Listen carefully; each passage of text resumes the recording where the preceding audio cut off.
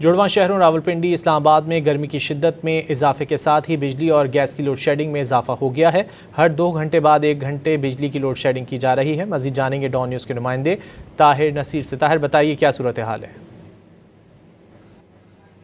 جی بالکل، دیکھیں راولپنڈی اسلام آباد میں گرمی کی شدت میں اضافے کے ساتھ جہاں پہ غیر اعلانیہ لوڈ شیڈنگ کا سلسلہ شروع ہو چکا ہے، تو وہیں پہ اس گرمی کی شدت میں اضافے کے ساتھ ہی گیس کی لوڈ شیڈنگ کا بھی سلسلہ شروع ہے۔ اور جو راولپنڈی کے مختلف علاقوں کی اگر ہم بات کریں تو وہاں پہ گیس نہ ہونے کے برابر ہے، اور اس طرح اگر بجلی کی ہم بات کرتے ہیں تو ہر 2 سے 3 گھنٹے بعد آدھے گھنٹے کے لیے بجلی جا رہی ہے۔ کچھ شہری میرے ساتھ موجود ہیں، ان سے جانتے ہیں۔ جی بتائیے گا سوئی گیس کا کیا سلسلہ ہے، کتنی دیر تک گیس آتی ہے اور پھر گزر بسر کیسے ہو رہا ہے؟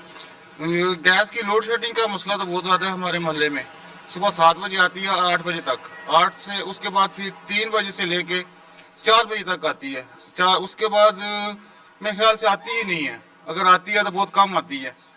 اس کے علاوہ پھر ہمارے لیے بہت مشکلات ہیں۔